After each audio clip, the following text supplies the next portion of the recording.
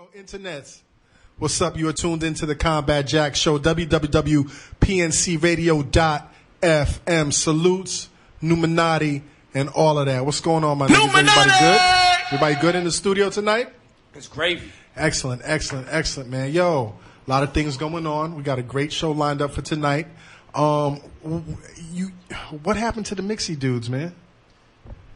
Internets, y'all remember the Mixie niggas that, you know what I'm saying, that was going all around? I mean, did you co-sign them, Combat? Yeah, I did co-sign the Mixie shit. Are you taking that back, or? No. I never take back my co-signs. You know what I'm saying? I think you did say you took back a co-sign. Oh, you talking about Creation? Yes, correct. All right, let me. Can I paste the show? Okay. Let me paste the show. No problem. Let me paste this show right here.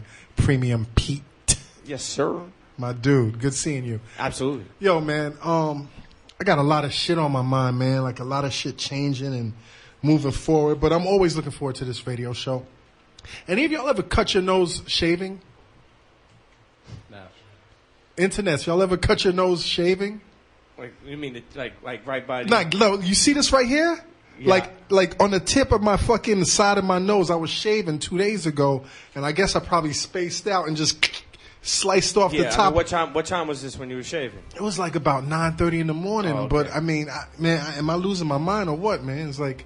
Yeah, I mean, I definitely know, and I tip have of your cut, nose? like the tip of the nose, Right. meaning like where the mustache is. Yeah, but this is never not... the top of This the nose. part right here is like not the top of your nostril. Yeah. That shit is crazy, man. I don't know, man. Anyway, spoke to Dallas again this weekend. He told everybody what's up.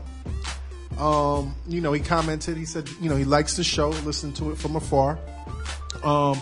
He said, you know, he tuned into the interview last week with Freddie Gibbs. I think a lot of people like that interview. I like that interview. But he said I sound a little too Tom Brokaw-ish. You know, and, you know, I'm really self-conscious. So, you know, if that's the case, y'all think that's the case? Or do I come off real dry and stay in my interviews? Wait, so is this 2 weeks in a row that Dallas is... Yeah, he commented. But do you think that I come off sounding a little too tight in the pants? No, I mean, I thought last week in my interviews. I thought last week was a great interview. I thought it was definitely in depth and detailed, and really like you and him were on one-on-one. No homo. Really just. I haven't heard that in a long time. Yeah. I haven't heard no homo in a long time, B. Gathering just. I mean, like I said, I thought it was dope. And to be honest with you, like, I'm not just saying that because I'm in this. I would tell you if it was wet. Right. Straight up. Yo, Cal on Twitter just hit me and said, Combat Jack co-signed the Mixie niggas, but he kept it real with them niggas like, nigga, stop drinking. Remember when them niggas was on the show and them niggas was drinking? Yo, man, don't come on the show drunk, B. Do not come on the show drunk.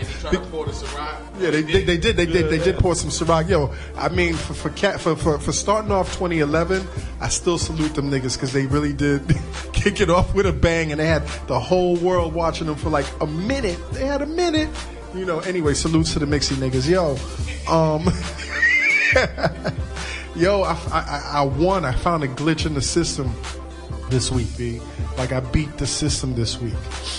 You know, I'm still on the BlackBerry. I haven't moved to, you know, iPad, iPhone and the whole nine. And I don't think I'm going to be moving to the iPhone because I really like the BlackBerry. You know, the BlackBerry has its share of issues, but I've been fucking with BlackBerry for like going on. It's a strong team over there. Yeah, it's a strong team, and I do my business on there. Anyway, so I got the BlackBerry Bold, and I've had this Bold for like 8 months. Okay. Right?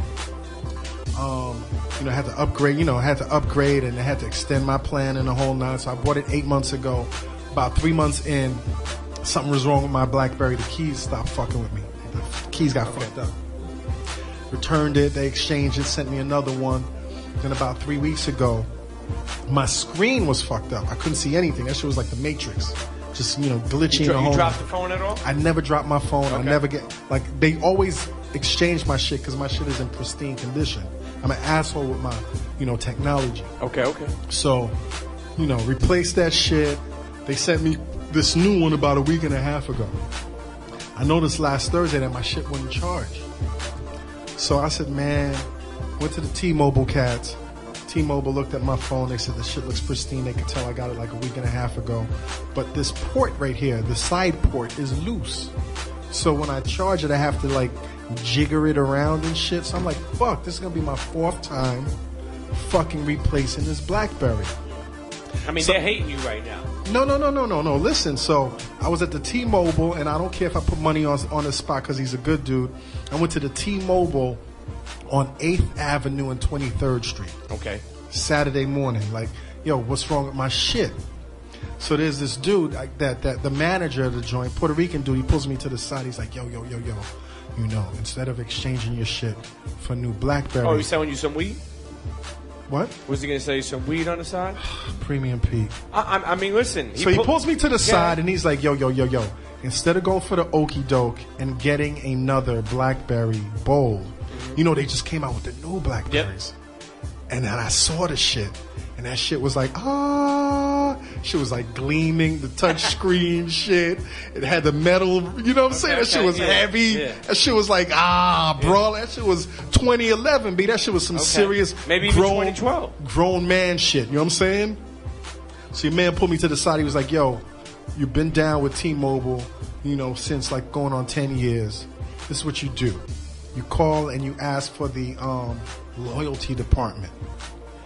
And you just like say, listen, you know, this is my 4th time, you know, changing the phone. I don't have confidence in this model of the BlackBerry Bold, but I do love the BlackBerry. You know, I'm losing business. Is there any way you can upgrade me to a different model BlackBerry? You know, can you? And you know, he said, he said you will go through 50 motherfuckers who will tell you the same story. Okay. But that 51 motherfucker could give you the upgrade. So even though I'm not eligible for the upgrade. So like I'm like, cool. So I went into motion Saturday afternoon. Hello, I'm losing money. I'm a loyal customer. You know, we have a family plan, me and my wife and my 2 sons. You know what I'm saying? So it's like, I don't want to take my business elsewhere. I like BlackBerry, but I don't, you know what I'm saying? So like, yo, Saturday, Sunday, Monday, Tuesday, Wednesday. I called like 6 motherfuckers today. The last chick I had was a real nasty black chick. Well, we can't help you. We can send you a new BlackBerry with a new cord. Like, you know, some shit. Like, what the fuck? They own the company. I'm not calling y'all 50 fucking times to get a fucking cord. Whoop-de-doop. Bitch, I want the fucking new BlackBerry. Yeah. You know what I'm saying? I'm on a mission. Like A. King said a couple weeks ago, I'm on my Dean. Fuck the Dean Martin. I'm on my Dean. Yes, absolutely. I see the fucking new BlackBerry 9900 within my reach. Yeah. And I'm, you know, the shit is like on retail for like $600, B. Okay. And I can't upgrade. My shit won't be ready to upgrade until like fucking, you know what I'm saying? Like maybe next July. Exactly. And I'm not trying to miss the technology race. Now, how many people are you on? Like you said, 50. You on 32? 50. You're on 32 so now? So this 40? Bitch she was giving me the, you know, well, you should be really happy because the BlackBerry Bold, so I hung up on the bitch. Mm-hmm. Boom. Call back. This Asian dude. Hello, sir. We can help you. You know what I'm saying? So he's like, I see, your man put me through. Now I really see the BlackBerry 99. The light at the end of the tunnel. Man, he upgraded my shit. What? He upgraded my shit, B. That shit comes on Monday. I was like, I can't get it tomorrow, sir. You know, he's like, no, sir. It takes 3 business days. And it's but you know, at that point I had to fall back because I got, mission accomplished. I didn't want to seem too extra thirsty. You know what I mean? So I feel very happy. Salutes on that because you know what? Seriously, you got to love a manager, especially the Latin dudes and running the shop. They will always have information for you that they will only tell select folks. You know what I'm saying? I'm telling you, man. You need to go back and thank him for giving you that information. Nah, seriously, internets. If you're in the New York City metropolitan area and, you know, your BlackBerry or whatever the fuck is fucking with you, y'all are on T-Mobile, y'all need to go to the T-Mobile joint on 8th Avenue and 23rd, the southwest side of 23rd. X for one. No, I'm not gonna. I forgot what his name was, but that shit was real good. So like, I'm fucking with T-Mobile right now because I got the new BlackBerry. Speaking of technology, so first week of school last week, my eldest son, comes home with the iPad. What? They give him the iPad at school. They give him the iPad. And he comes home. Homework? For homework. You know, it's private school and the whole Okay, no. Comes Salute home. to you for having your kids in private school. No, salutes to my wife. You know, both of you. Seriously. Unbelievable Kim is an incredible, mother and a wife, and she, she's steering, my kids in the right direction. Yeah, so. but I mean, both of you. Honestly, like I said, when I seen that Avi the other day, I was like, wow, this looks like the Huxtables, the new age Cosbys. Yeah. You know? Yeah, definitely. Seriously, you know, you talking about private school. Hold on. Like, come on, man. What y'all doing, man? What y'all doing? Y'all having this conversation, and it's throwing me the fuck off. Oh, no, I'm saying, but Jerome is right here, you know. Jerome is our intern. He's in the internet. Y'all can't see what's going on, but Jerome is our intern. And every time he comes in, he's doing like all types of fucking sign language. Snacks. You want a potato chip, Speed? Here you go. Is that what you want, Here's man? the snacks. Give him the potato chips, man. Uncut. Robbie hit us from Australia, and he asked me what we're drinking tonight. I was trying to twit pick him. And We'll have a twit Premium pick. Pete was gracious enough to bring the crew tonight a whole cooler full of candy Coronas. No. Hold on. I brought a cooler of Coronas. Okay. With ice. With ice. Okay. And A King brought all the ingredients to make the candy Corona. Grenadine. Yeah, and probably a little special ingredients, you know. Okay. Yeah, but he did that. So anyway, it was a family affair. Right. You know what I mean? Okay. So we're drinking candy Coronas. Well, tonight. I'm not drinking yet because I don't like to drink when I'm on the air. Right. You know what I'm saying? Because I really like to keep it professional. And, you know, like I notice every week Premium is so gracious in terms of like bringing libations in the form of like beer beverages, right?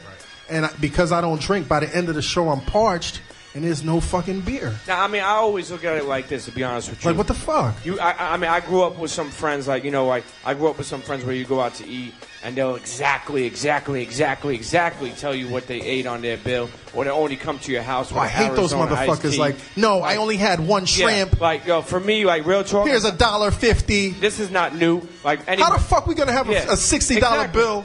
Yeah, what about A the meal, tip? everybody's What about the drinking tip, and eating, motherfucker? and you're giving me $1.50. Yeah.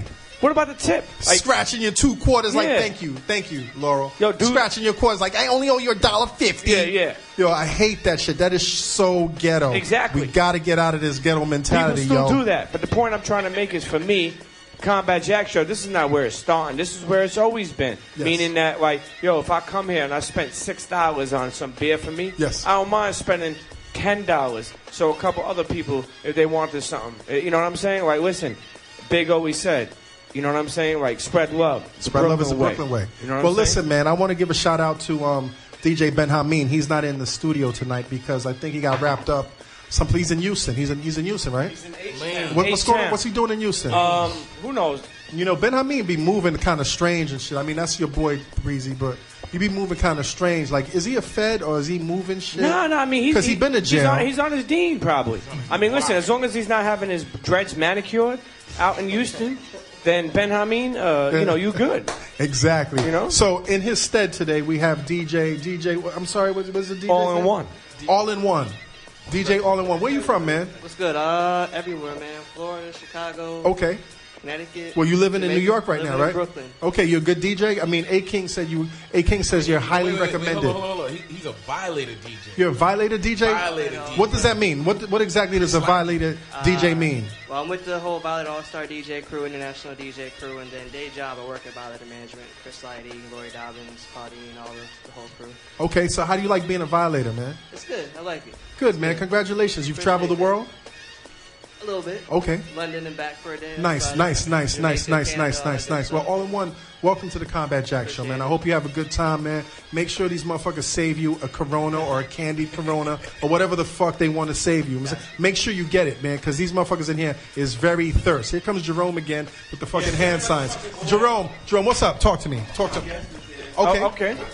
Do you want Okay, so our lovely guest is here. Make sure you get her to do a drop.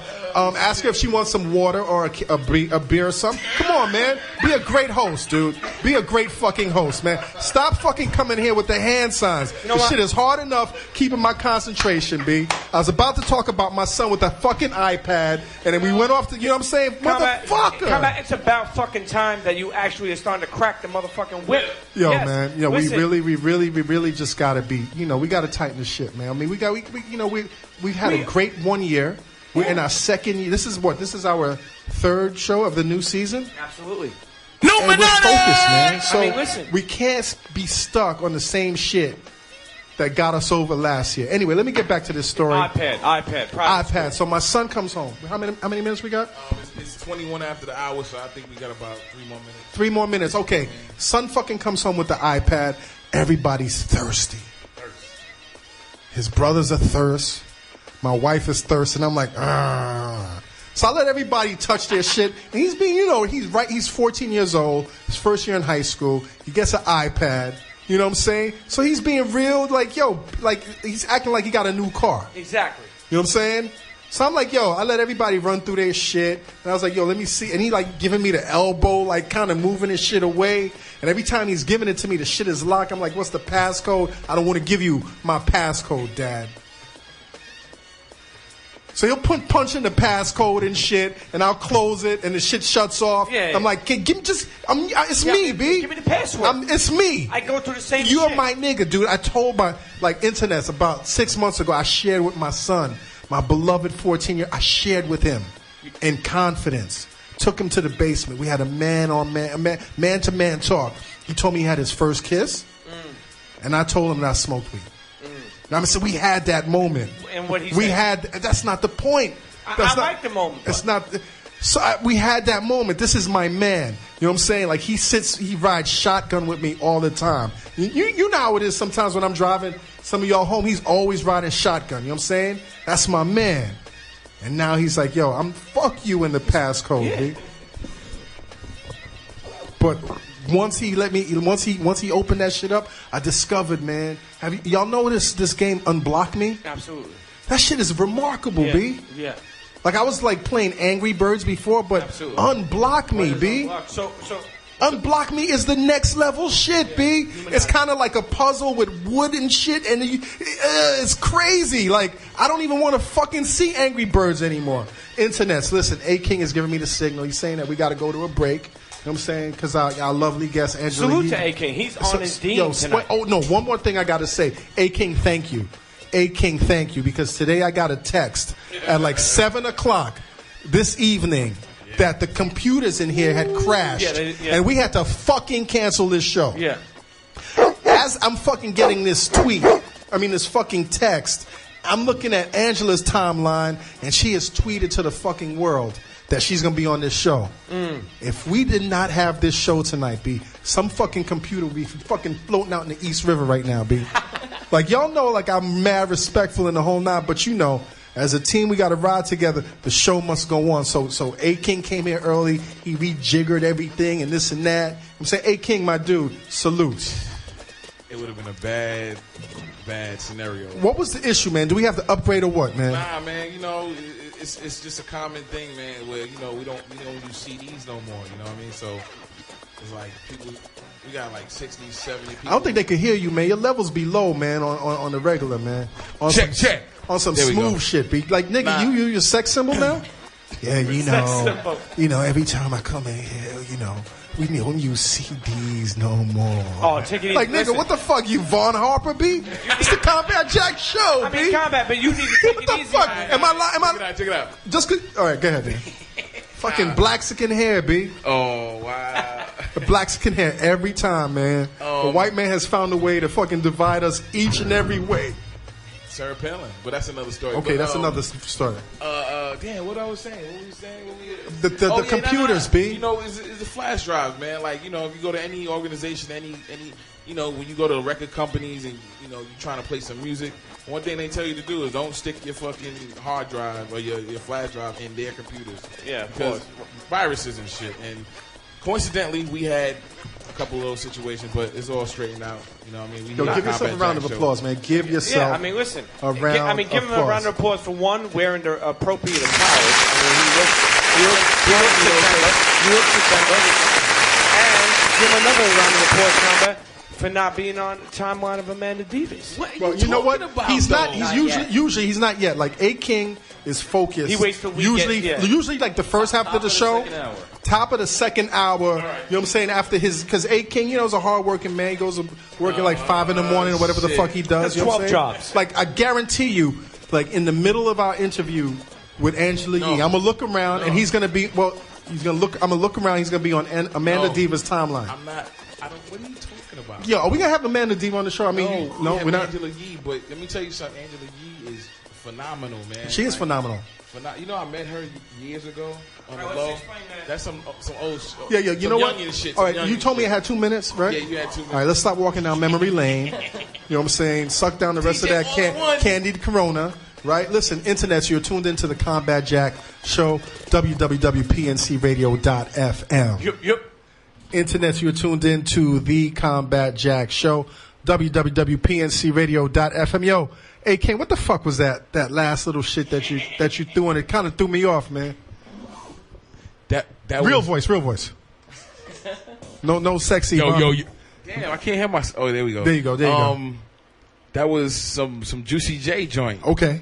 Pills, weed, that shit threw me off a little bit. And then Premium, I like the drop. I don't even remember doing that drop. Yo, man, you sounded so nervous and awkward, man. But I so still we feel. to chop that up. Oh yeah. But I said nah, like it was organic. You know okay. What I mean? All right. Well, listen, man. Angela's in the studio. Angela Yee, internets, as if you didn't know. We're about to welcome her into the studio. But in the meantime, we decided to really get a little bit more formalized. And, right now we're about to have a news segment. I guess our first news segment of the Combat Jack show. So, A King, as you're looking at Twitter, are you ready with the sound effects and the whole nine? Okay. You have the right news music? You have the news music? I don't have the news music. What do you have, man? But, come on. But. Why don't you have the news music, B? I forgot. That one slipped by. Come on, B. Like, what the blood clot, man? What the blood clot? I got people listening to the show for the very first time. And you don't have the new music, man? No, I don't have the news music. Come on, B. All right, so what do you have? My apologies. How are we going to introduce this segment, man? All right, can we get to the news? What the fuck, man? What do we have? Play something, push a button. Yeah, push a fucking button. And now, internets, we have news with Matt Raz. Can I hear some shit?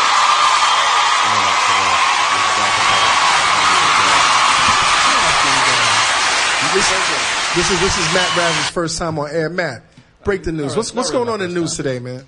A lot of stuff. I mean, we have some stuff back from Labor Day. There were the NYPD officers who are being investigated because they were being winded upon. I don't know the tense.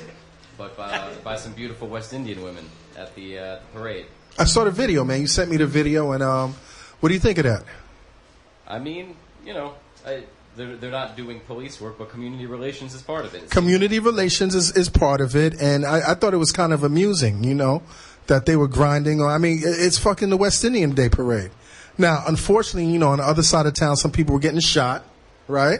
Some people were getting stabbed up in the whole nine, right? Quite a few, but I mean, I think every police officer should have the right to, grind on some West Indian women on the West Indian Day parade.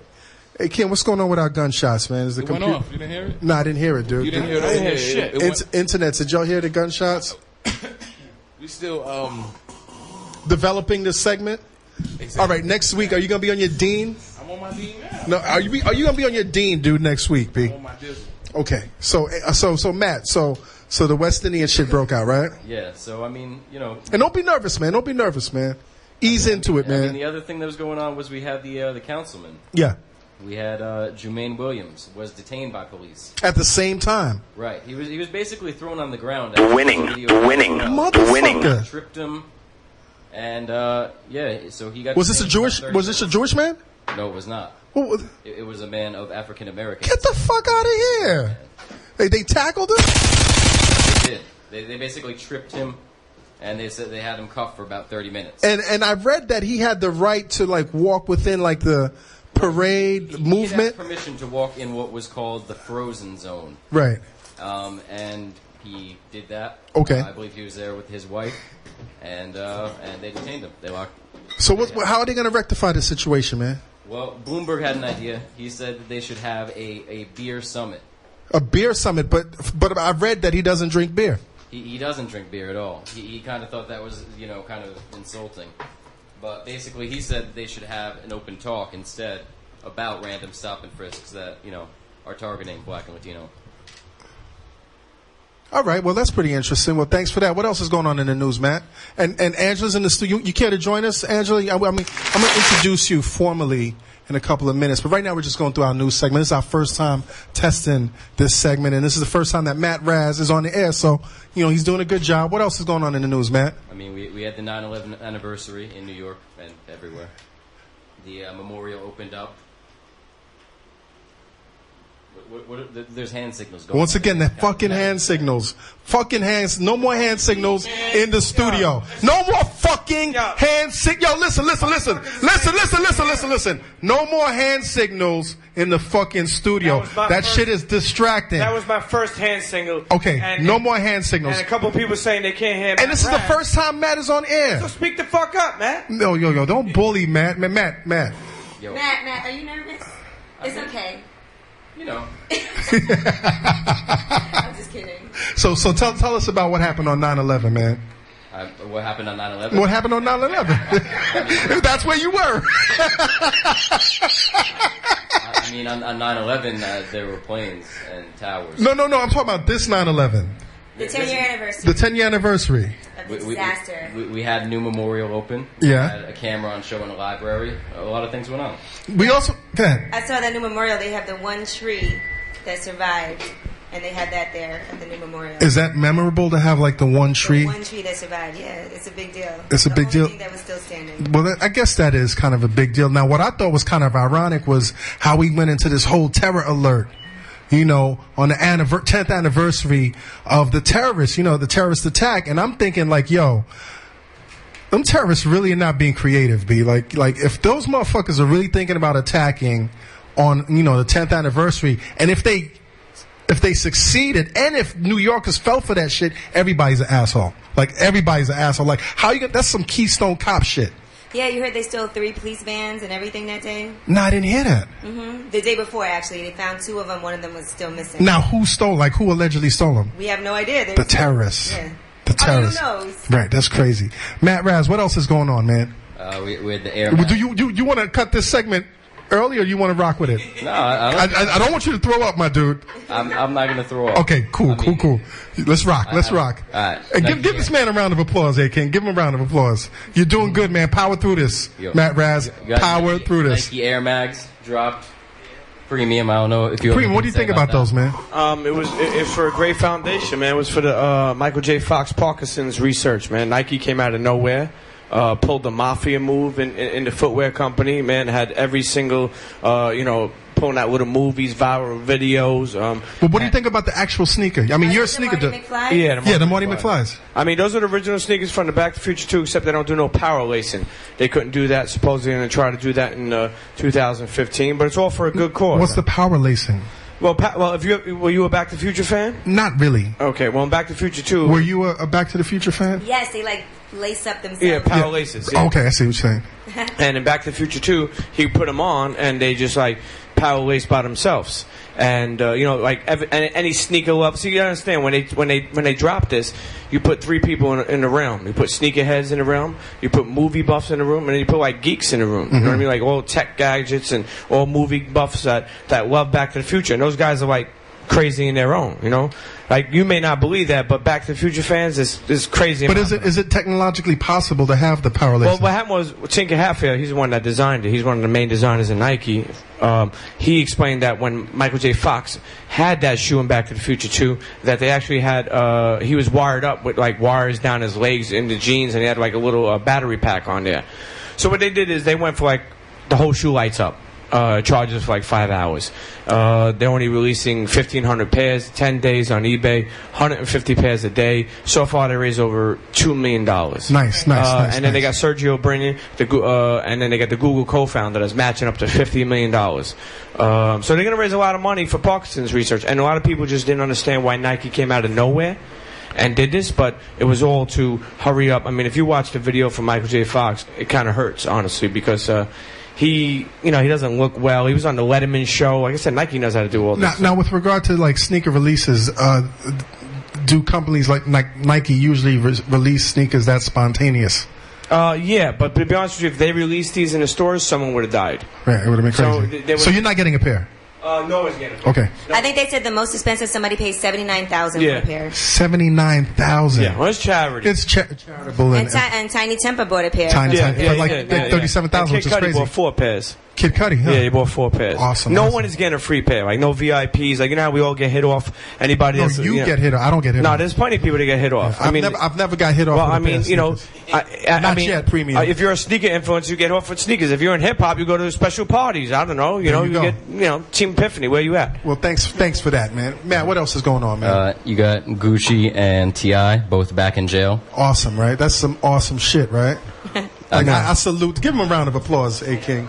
Give him a round of applause. Stay on your D, my man. You know, listen. Let me just put a disclaimer. Yes, sir. The computers is fucked up. All this Trojan virus and this shit. So is that what we're going through right now? I'm still trying to figure out where shit is at. Okay. You know what I mean? You're trying to figure out the virus. So you're doing some investigative like techno work right now. And I am kind of nervous too. You're nervous? Why? Because Angela Yee is in his house. Oh my gosh. Hold up. There's no Every reason. morning, you know. Hold what I'm up. So, saying? Matt, are you nervous because this is your first time on the air, or are you nervous because it's your first time on the air and Angela Yee is in the studio? Tell the truth. I mean, you know, there's a lot of pressure right now. But Oh my gosh, Matt. Well, you're doing a fantastic job. I like the way that you're tossing the stories out, bringing up the subject, and I mean, how about A King? Thank Is he you for doing a fantastic consoling me. job? he's just sitting there. Thank you. Come on, man. Now, why is everybody nervous? I don't know. I didn't I even listen notice. to her every morning, so it's like she's here, she's rocking out with us. You know Is A King starstruck? I might be. Wow. Now, what's crazy is this. And we're not finished with the news segment yet, but what's crazy is, you know, every Wednesday we have, you know, a lot of people that come through occasionally, male as well as female. You know, they'll come through and, you know, it's like good support. It's like a nice community type of thing. But, like, when they heard, like, when the internet's heard you were coming tonight, it's like in all of these, like, emails and, like, DMs, like, yo, can I come through? And I was like, nah, there's too much thirst going. What are you doing, Angela? I didn't do anything. What are you doing? Like, I am an internet geek myself, though, Yes. so maybe that makes me popular on the internet. but, I mean, all right, we'll get to that in a second. Let's wrap Back this to up. Gucci and That's T.I. Let's wrap this up, man. I know, right. poor Gucci. Such a crazy story about how he has to do 6 months, right? But I mean, And 3 what years about the woman that got probation. pushed out the car? Okay, so let's hear the story again. She met him in the mall. Yes, He said, "Hey, do you want to go to breakfast?" She didn't know who he was. right. With the tattoo in The Atlanta. ice cream cone tattoo on it. She gets in the car. He says, "I'll give you $150 to go to the hotel." She's like, "Oh my God, no! Take me back to the mall." She wanted to be one and done. I mean, Gucci has I nice can't cars. imagine meeting someone at the mall, getting in the car with them, and just leaving with them. Right. So that whole That's a little weird. is fishy from the start. Right. So who knows what happened? But you know, for all my women out there, that's just some advice. If you meet someone in the mall, don't just leave the mall with them. Maybe she should have gotten her own car and followed him. It's Atlanta. Everybody drives. Right. Yeah, Get in your car, no, meet him at Waffle House. Yeah, exactly. And, Right. and Bird. But anyway, it's So he fucked pushed her up. out of the car. So he's got to do 6 months. 6 months and then 3 years probation. Now the T.I. shit is really fucked up. The T.I. shit is really, really fucked up. And I know that the story is still kind of convoluted. Like, should he have left in the tour van? Did he follow? there are too many people, is what I heard. There's Too many there are peoples up in producers, there? I guess, from VH1 Right. on there. They said only his wife was allowed to be with him, and not the producer, and not his manager. He was doing business. Yeah, that And tour that bus wasn't allowed. that tour bus will fuck you up, but it fucked a lot of people up. The tour bus is the problem. Have you had a lot of experiences on tour buses? No, Peter? but I mean, I don't go on tour buses. Right. I only buses I went on, but you know, when We're not going back to jail. No jail stories. But on a side note, Gucci is starting to become institutionalized. Well, don't you think Gucci's already institutional? No. I'm explaining to you what institutionalized comes from so Okay, many. internets. If you're not aware, and Angela, if you're not aware, Premium, my co-host, has spent quite some time in the institution. You look so harmless. Really? Yeah. I like her. Don't be fooled. Now, all right, stay on your D, man. Stay on your D. Yeah, Martin. No, not Dean Martin. Okay. Stay on your D, B. Nah, I mean, institutionalized to me is like a lot of old timers built this word. Right. Meaning, like when you come out on the streets, you know, you just can't get used to paying rent and paying bills and dealing with headaches and problems and Kids and wives and everyday baby stress. moms, yeah. So I mean, you got 3 hots in a cot, and it just becomes easier to stay in jail. I know that sounds crazy because there is not one thing better outside or inside that you could think of. Because Is this possible for Gucci, for a man like Gucci, who is rather successful? Gucci is rather successful. He can pay his bills, and he can hire people to take care of his daily activities. absolutely, but is that happiness to him? You know, and I know people may say, like, I know people that are happy in jail. they move. They play their chess. They play their They get spades and around their and they get their routines going. And I honestly, I believe that it's a lifestyle. There's people in there that go back on purpose. Well, I think with Gucci, one of my friends used to date him. She said he's bipolar. Really? So that probably has something to do And that's fucked up. with, yeah. That's really fucked up. I have a problem with that because I think a lot of people of color that are institutionalized don't necessarily need to be institutionalized. I mean, you think DMX?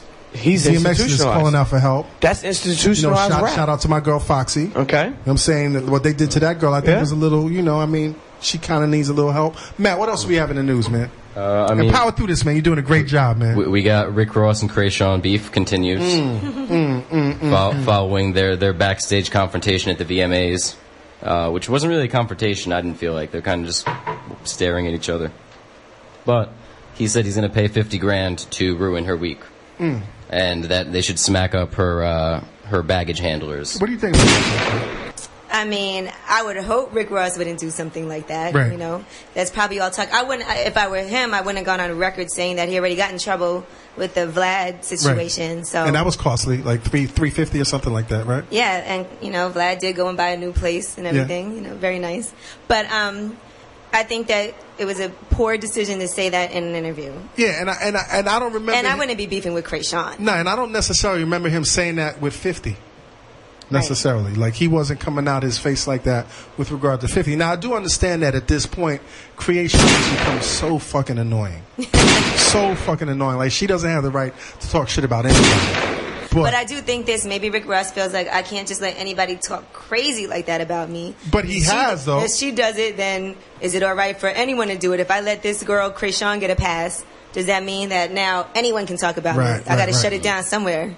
Yeah, that's kind of. At least he didn't say he would smack her. Right. Yeah, but the way he said it was crazy because I don't know if Matt Raz really put it the way he said it, because the way he said it, like, those were some violent words within some calmer words. I mean, he was like, listen, I'll take $50,000 to destroy your whole week, and I'll smack your baggage handle up. Like, he was talking straight up, like, I don't know. I mean, he was talking straight up. Well, let's hope nothing happens to Krayshawn's baggage handler, because they'll come looking for Rick Ross. Or weed carrier. Creation, you and V Nasty, y'all need to, reel that shit in, girls. Reel it in. Reel it in. Matt, what else we got? Let's close this out, man. You got the crazy Dutch lady. Yes. Called her ex-boyfriend 65,000 times. Oh, I love this story. In 1 year. Court had to order her to stop. How do you call somebody 65 fucking times? 174 times a Mobile day. to mobile. Mobile to mobile. Like, what the fuck do you do? Every 8 minutes. Like, what kind of crazy is that? Now, why do you not change your phone number during the course of Exactly. I'm sure he probably did change his phone, or... I mean, I know he answered that phone a few times. Yo, that shit is crazy. That shit is certified. That's the problem with you guys. You answer the phone, and then you say, oh, I want her to leave me alone, but why are you still answering the phone? I know he answered the phone. Okay, so you're saying the problem is he answered the phone, or this chick is calling him 65,000 motherfucking times? There's a difference, I guess. There's a fine line between persistence and annoyance. Right. Maybe she felt like she was being persistent. I mean, but Combat, do you remember? That's a persistent bitch right there. Do you remember growing up? Wear him down. And also, Angela, I mean, do you remember growing up where, like, you were dating someone, or back in the day, like, I remember, like, the back thirst? in the day, You like, talking about the thirst? No, but I'm saying when you were going with somebody, right. even, you know what I'm saying, or talking to them, like, you remember the point where, like, you start messing with this person, and then all of a sudden you get into, like, heated conversations, and you'll call them back. Like, I myself remember calling back a couple of times until I guess I grew up and I realized, like, fuck, I ain't, like I'm not calling back. But I remember actually acting a fool and calling up like crazy. Some guy, like, you just hang up on me. You look like somebody that would be calling somebody back, Pete. Nah, you too, but. No. Well, these people are like 60 years old. I'm not talking about 65 times, but everybody has had their fair share of stalkism, of I wouldn't insanity. say stalkism, because I mean. Insanity. Passion. But not for a whole year. Not for a whole I'm talking about for like that night. Yeah. You know what I'm saying? You think he hit the bottom, B. He hit the bottom. Yeah. Listen, Matt, I'm going to spare you. You know what I'm saying? You did a great job. You know what I'm saying? Let's give this man a round of applause. Thank you. Thank you, Matt. And you know, Matt Raz. Matt Raz. You can find him at Matt Raz on Twitter. What we going to do? Hey, can you give me a hand sign? It's time for a break or what? All right, well, Break, time for break. well, internet's you. Trees coming on the way too. Yeah, I mean, when we come back, we got to officially introduce. Yeah, we're definitely going to get into the world of Angela Yee. Internet, so you're tuned into the Combat Jack Show, www.pncradio.fm. Yep. Stop being nervous. Yeah. Internet's once again, technical difficulties abound.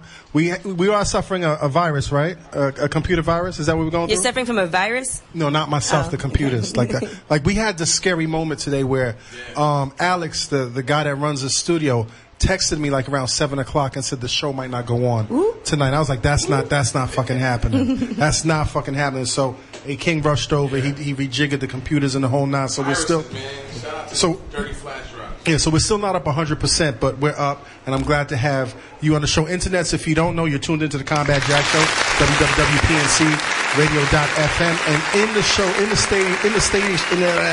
the studio tonight, we have my friend and the radio super personality. I'm not even gonna go through the intro. Angela Yee, welcome to the show. Thank you. It's good to be here. I'm so honored that you're here. Oh, stop it. First of all, Combat Jack has known me forever. But that's what I'm saying, Since though. I was like a little teenager. Exactly. No pedo. No pedophile. No. I'll tell you, one of my really good friends is his sister-in-law. My sister-in-law, yes. Right. So. Unbelievable Kim's younger sister is Angela's. Shout out to Unbelievable Kim. Yeah, she's unbelievable. Yeah, she is, actually. We go to the same gym, and the trainers that work there always talk about her. Sorry. Do you do yoga too? No, but she's trying to talk me into it. Okay. Yoga's no joke, but Angela, you look great. Oh, thank you. You've been working out, I see. Like you just said. No, I haven't. You haven't? I haven't. But you look like you've been working out. I was just thinking today I got to get back in the gym. Really? Yeah. I'm going to call it Unbelievable Kim. Is your schedule kind of rough? It's been rough because we get up at 4. I get up at 4 o'clock every morning. And then I have stuff to do all day. Like today I left work. 50 Cent had some secret private tour bus ride of New York City. So I was on that. Then I had to go to this lunch. Then I went home. I took an hour power nap and then I came here. And then I might go to a party after this and then go to work. Wow. Well, thanks for... No gym. Yeah, it's kind of hard. So how's your diet? Well, in the morning, first of all, I don't drink any caffeine, no coffee, none of that. Why I not? drink green tea every morning. Why not? I don't want to get addicted to it. Right. You've never been a coffee drinker? Never, ever had coffee in my life. Okay. You've never tasted it? I've never even tasted it. Okay. I don't like coffee and I don't like beer. Those are two things that I don't taste. But so every single morning I drink some green tea. I try to drink lots and lots of water and have fruit in the morning, and then I just wild out the rest of the day. Right. Well, I'm really proud of you because you've come a long way, and like you said, I've known you for a long time, and to see you go from when I first met you, and I think the first time I do remember meeting you was in my law office. The first time I remember meeting you. Right. And you were working with Jizza at the time. And then, we're talking about 6 years, 6, 7, 8 years later. Look at you now. Like, how do you feel? I mean, it feels good. I'm really happy. I feel like I was very lucky to get into radio the way that I did because it wasn't a traditional way. It wasn't like I went to school for it and I went through a lot and interned in radio. I just kind of jumped into it at Sirius on Shade 45 on Eminem station. Thanks to Paul Rosenberg just throwing me in with Cypher Sounds. And then I just worked really, really hard to get to where I am right now. I decided that after I started doing it, I was really nervous at first, kind of like Matt was earlier. Did you sound like Matt when you started? I was probably worse than that. Right. I used to shake. Really? I would be so nervous. I would be shaking, and I used to over-prepare. Right. I mean, I do believe how do you over-prepare? I do believe in over-preparation, but I would do things like I wouldn't go out at all when I first started doing radio, and I would print out 100 pages of different stories and facts, and there's no way you can retain all of that information. And then I would be on the air, and it would kind of sound like I was reading because I would write everything out that I wanted to say because it's too over-prepared.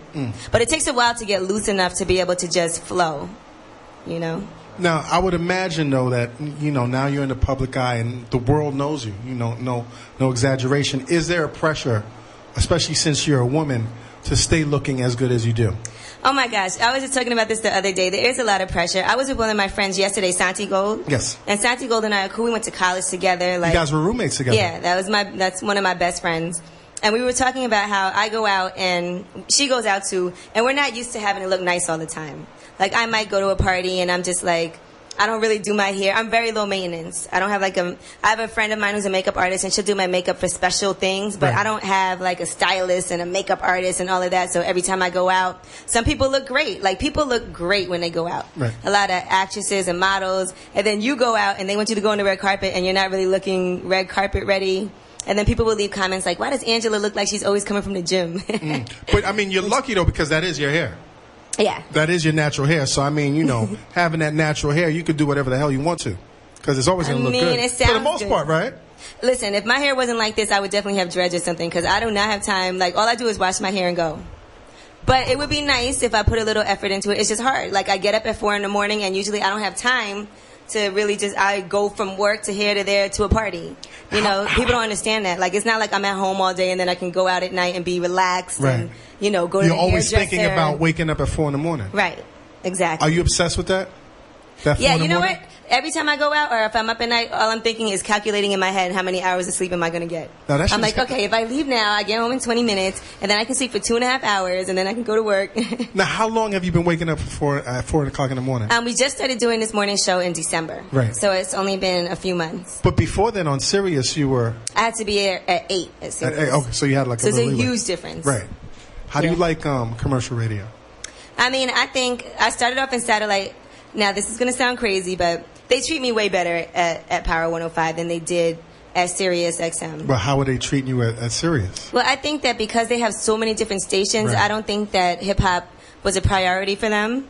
The people that run the company, I don't think that's where their head was at. They Right. were interested in what they were interested in. When I left, I had an exit interview with Human Resources, and they asked me what I thought about my experience, and I said, listen, I'm leaving right now. Kanye is number 1, and Nicki Minaj is number 2 on Billboard as far as album sales. But you guys don't pay any attention to hip-hop. You act like it doesn't matter at all. Right. You spend all this money doing a Swedish rock festival, but you won't spend any money promoting any hip-hop on your hip-hop stations. You know, we go to the Super Bowl, and I tried to do a lot out there, and I got, you know, Belvedere to come in and pay for us to go to the Super Bowl and cover it, and they didn't want us there. And I'm like, do you Really? understand? What do you mean they didn't want you there? It was just this huge, big deal. It was just like I feel like sometimes because I started there, they didn't want me to get too big. Right. They kind of wanted me to stay at a certain level and not progress past that. Right. And be happy, like stay on the farm. Right, like The Source, for instance, they put me in the Power 30 issue Right. for radio, and I was super excited about it. So I go and Congratulations, we send buddy. out a thing in the office, and then the one of the guys that's like the vice president of program is like, well, does anybody even read this magazine anymore? Oh. And I was like, okay, you know, Well, that's I'm the kinda- only person on Sirius XM that made the list, Right. so can't you say that's great? Or And- congratulations. Right, and you know, so after a while, you're just like, there's just no way I can just even Paul Rosenberg, who's Eminem's manager that hired me, was like, look, Ange, I understand if you can't stay. I want you to, but I get it. Right. You know, so it came to that point where he was like, it's certain places they don't want to see you grow and progress past a certain point, and I think they didn't want me to grow past a certain point, and they weren't understanding it, and they felt like I should be eternally grateful to have been given a chance, which I am glad that I was given a chance. Which but- is, it was a very big chance. I right, mean, but it was big- Paul Rosenberg that Right. gave me the chance. It wasn't necessarily. Now, did he have to fight for you? When Paul? to get on? Or No. I Okay. mean, Paul says to me, I called him, I was actually trying to get a job doing marketing. And because that's what my background is in marketing. This is before. Yeah, I called him and I said, hey, they have a marketing opening at Sirius. I want to see if you can just put in a good word, and then I'll go do an interview, and I'll take it from there. You don't got to do anything else. So he says, okay, how about we try you on the air, because we're looking for a female on the morning show with Cypher. So I said, all right. And it Now, was before kind of then, a... Cypher was doing it on his own? Right, because it was Okay. brand new. The station had just launched. Right. So I started in November. The station just launched in October. So it was brand new. They were going through a few people trying to figure out who was going to be there. It was a probationary period that I went in for. And I think what sealed the deal for me was we had this interview with Jay-Z that was a huge interview. And it was probably one of my best interviews ever. And it was How very long had you early been on. doing it before? It was in January. Right. So I started the week of Thanksgiving, so I only had been there for like Right. a month and a half. Right. So you do an interview with Jay-Z. How do you feel at that time? It was interesting because I had known Jay-Z for a really long time already. So he didn't even know I was working there, because when I first started, I didn't want people to really know, because I wanted to get better before I announced, hey, I have this job. So randomly people would hear me sometimes and say, is that you on the radio, on satellite? But I didn't want to make it a big deal But until you I got wouldn't better. deny it, though. No, I wouldn't deny Okay. it. So I was in the hallway, and I see Jay-Z coming out of the bathroom, and he's like, "What are you doing here?" And I said, "I'm about to interview you." And he goes, "You better come correct." And it was. So is that pressure? That was pressure, and I was nervous, but it actually turned out to be a great interview. He was only supposed to be there for like 15 or 20 minutes, and he ended up staying for like an hour. And so it was a lot of fun. Beyonce was there with him, but she left the room. I was like, thank God she left the room, because I didn't want to ask him certain things with her there. And if you hear that interview now, it's hilarious. I mean, we talked about everything. Now, is it difficult interviewing Jay-Z? Is he an easy interview? It depends. I think he likes to make you feel intimidated, but in a funny way. Right. I mean, I like Jay-Z a lot. I think he has a good sense of humor, and I think that he probably gets annoyed sometimes with certain questions that people might ask him and different kinds of approaches, because that's Jay-Z. You still have to respect Jay-Z. Of course, and his legacy. And some people, I think it's disrespectful when people ask like silly questions. So Jay-Z's not the kind of person you can get away with asking a silly question to. You have to be on point. Tell us about some of your other interesting or some of your more memorable interviews. I think a lot of my memorable interviews were probably on Lip Service, the nighttime show that I had. And I had that once a week. And those were pretty memorable because we definitely had drinks for everybody. And it was a kind of, the whole point of the show was you bring like one guy in and a bunch of girls. Right. Video vixens, porn stars, models, just nice, pretty girls and one guy. And they are just completely out of their element. Because usually, especially in hip-hop, it's a bunch of guys and you're the only girl. Of course, as you can tell in this studio like me right in here right now. Exactly. We got 1, 2, 3, 4, so 5, it's 6. kind of like there's 6 guys surrounding Angela at this very moment. Super. And I'm used to that. Right. I worked at Wu-Tang before all of that. So I'm used to being the only girl around. But it was kind of a let's turn the tables around on these guys. Let's make it a situation where you're the only guy and there's like 10 girls in the room and you're drinking and now you're just talking about things that you normally would never talk about. And it's a fun show, but it also really, guys get very nervous. So they say and do crazy things. So that was the whole point of the show. It's kind of, I looked at it as being very empowering for women and letting a lot of women speak and like talk about things that they don't normally get to talk about. You see these eye candy girls, but you don't ever get to hear them. And people are not talk. listening to what they have to say. Right. And this is radio, so you have to listen. You're not looking. And you answered my question because I was about to ask you with the Lip Service show that you had, how did you come into that voice, like feeling so liberated and empowered, talking about the subject matters that you spoke about? How did you come into that voice? Well, I've always kind of been like that. I have a lot of female... On the low, or...? I have a lot of female friends. Right. And I'm a funny person, so I say crazy things sometimes. And a lot of women don't have a lot of female friends. But I've always had like a whole bunch of... I can be around guys all day, and I love being around my girls too. Right. And there's a lot of women that say, oh, I don't get along with other girls, blah, blah, blah. But I love being around, especially after I've been around guys all day. Sometimes all I want to do is call up my girls and go out. Right. And have a good time.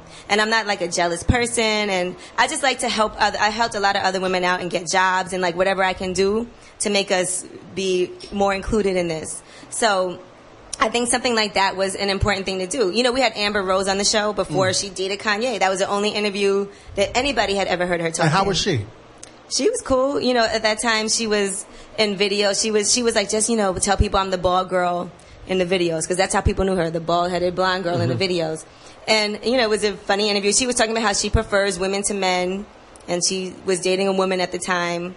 So. And she felt very comfortable talking about this on your show in particular. Mm-hmm. Now, it's funny because we just did something on Friday with Al Lindstrom and The Source. Right. And we had like this kind of like round table talking about Watch the Throne. And one of the things that we were talking about, or I think one of the things that we mentioned briefly, was Amber Rose. Mm-hmm. And I remember somebody in the room saying that where Amber is right now, she's only really starting to peak, not even peak, but like in terms of like the beginning of her career. Do you see that with her? I mean, it could go either way. Right. It just depends on, you have this platform now, what are you going to do with it? Right. So who knows what could happen. She could get married to Wiz. I'm sure they get a lot of reality show offers. Are they going to end up doing one of those? Is she going to use her? Does she have business savvy? I don't really know. But she has something to have maintained. She has something that, it factor. Right. To have maintained her to where she is still. Right. Now, every time I see you, you're like real even-keeled. And like just real comfortable, and you have this positive energy. Like, what's the bitch Angela Yee? Like, do you ever unleash that? Like, what is that like? Well, I'm pretty nice. Right. Like I'm a very positive person. I'm optimistic. I don't really get down too much. I'm very like, I always tell people if there's something that's going on in my life that I feel like is making me upset or just too much drama, I just don't want to deal with it at all, period. And some people say that it's annoying that I'm always in a good mood. And some guys that I've dated would say, you know, you never take anything seriously enough and so on and so forth. But it has worked for me. Where does that so come far. from? Because I'll tell you why. Because in this industry, it's been my experience that a lot of people that I come across take things way too seriously. Right. I won't even say particularly women, but women and men. As a matter of fact, in a lot of instances, I find that a lot of men are like more, bitchier than women in this industry. I've heard that. You know, like, and I'm sure you've experienced that as well. Mm-hmm. So where does that come from? I have a pretty happy life. I mean, I'm happy. I've done a lot of things. I've experienced a lot that I can't believe that I've had the opportunity to do. So really, what is there to be upset about? Like, sometimes you have a bad day, and then I'll wake up, go outside, and the sun's not out yet, but it's a nice day out. Right. I'm feeling good. It's a nice evening right now. I look at my. You got the East River outside. It's beautiful. Yeah, it's beautiful. Like, what is there to be mad about? Right. You know, I look at my shoe collection. I say, I love you guys.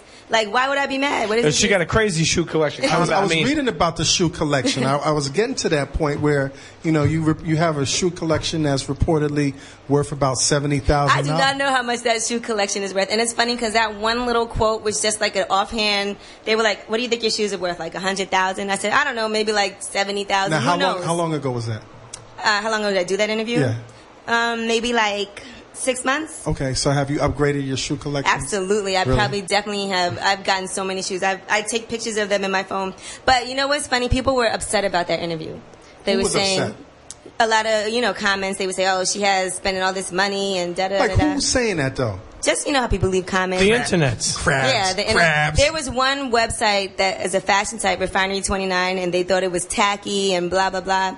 And the whole thing is that just like people collect sneakers, like I've been buying shoes since I was very young. Right. So some of those shoes that I've had for over 10 years. Like I have shoes that when a brand new pair of Fendi shoes were $400.